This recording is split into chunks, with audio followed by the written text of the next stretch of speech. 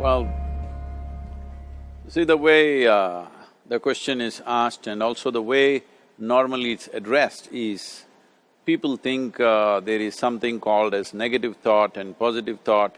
They want to remove the negative thoughts and have only positive thoughts. For such people, I would ask them to just experiment for 10-15 seconds. Let them forcefully remove one thought from their mind. For example, next 10 seconds, just don't think of a monkey. Try not to think of a monkey for next 10 seconds. You will see you will be full of monkeys. So what I'm saying is, this is the nature of your mind, because in this mind, all the three pedals are throttle. There is no brake, there is no clutch. Whatever you touch, it will only go faster. In this kind of mind, people have been taught from moral teachers and religious teachers, do not think about bad things. Well, since then it's been a full-time job.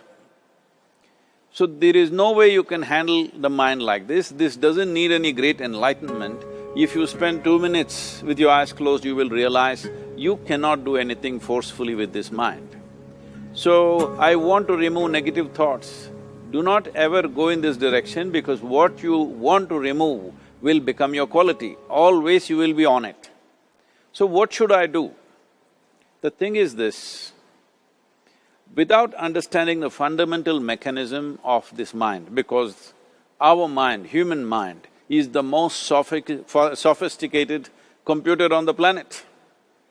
Even all the supercomputers have come out of this. When this is the case, is it not important that we understand the mechanics of how it functions? One simplistic aspect of how it functions is, there are no subtractions and divisions in our mind. There is only addition and multiplication. If you try to do something with it, it will say one more. If you try hard, it will multiply into many more. In this mind, you don't try to identify what is positive, what is negative and try to remove it. First of all, one needs to understand, this mind of yours, this body of yours is supposed to serve you. The life that you are is important. Body and mind are vehicles that must serve us. If you sit in a vehicle, it must go where you want to go. If it goes to its own destination, what is the point of such a vehicle? It's just a nuisance. Right now, most human beings are unfortunately experiencing this fantastic possibility of human mind as a nuisance, as a troublesome thing. Well, this is the most beautiful thing you have. It's just that you need to pay little attention as to how it functions. One simple thing is this. First and foremost process is, that's why we put out this process called Isha Kriya. This is to distance yourself from your physiological and psychological process. There is something called as you which exists. This is not a composite of all your thoughts and emotions and physiological processes. Beyond that, there is you. If you close your eyes, even if you cannot see anything, you're still there. It is through the window of your eyes that you're looking out, but if you close your eyes, it doesn't mean that you don't exist, you still exist.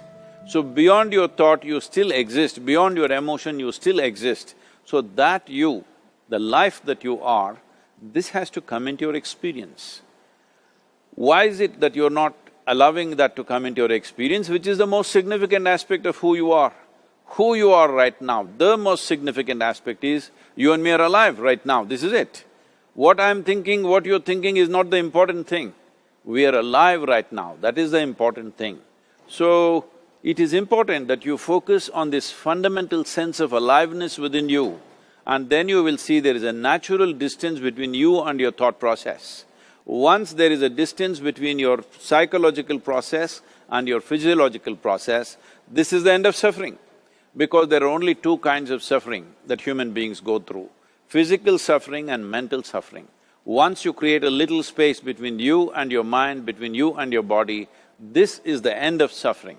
This is something every human being has to experience and know, otherwise thinking I will just remove negative thoughts and I will have positive thoughts, All the best, it's not going to work 100%, it's not going to work because nobody can remove it, they can avoid it for some time. So when negative thoughts come, you say Ram Ram, Shiva Shiva, whatever you want, but this is just avoiding, it's not gone. The moment you stop that, it will pop back with great force, otherwise it'll come back in your dreams. So it's very important, first of all you need to understand your anger, your resentment, your fear, your anxieties, the negativity that you generate. Generally resentment, anger, it is always directed towards somebody. But we need to understand this is poisons that we are drinking and expecting somebody else to die. Fortunately, life doesn't work like that. If I drink poison, I die. If I drink poison, you don't die. So, we need to understand this. When I say poison, today you can have yourself chemically analyzed. Right now, what is your blood work, what it says? 5 minutes of intense anger, check your blood work and see, there will be lots of negative elements in it, literally you're poisoning yourself. So, do you want to poison yourself? Definitely not. Now the very question is coming from certain helplessness, what shall I do?